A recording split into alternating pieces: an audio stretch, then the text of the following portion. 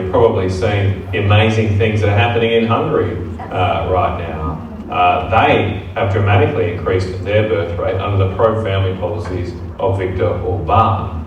You may have seen recently that the Prime Minister Orban has announced that any woman that has 2 or more children will be able to be tax-free for life.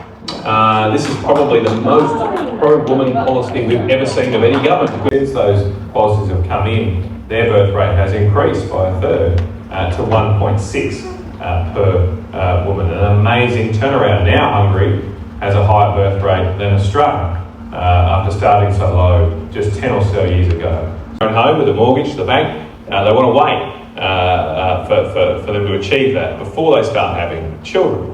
And of course, once people delay having children beyond when they want to, it becomes harder to have a large family, as particularly the mother only has a limited time frame to have children in their life.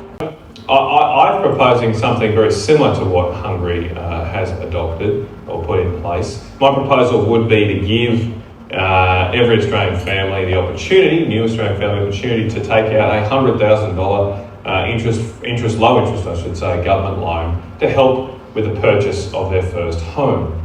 Now, this loan would be junior, it would be below the bank debt that obviously people would have to also get to get a new home. And that would make it very attractive because it wouldn't affect your ability to get a bank loan.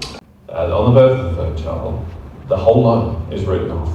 And that's, of course, as Peter Casella said, you've had a baby for yourself, a baby for your wife or spouse, and of course now a baby for the country. And by having that third baby for the country will do something back for you and will write off the government loan you've had.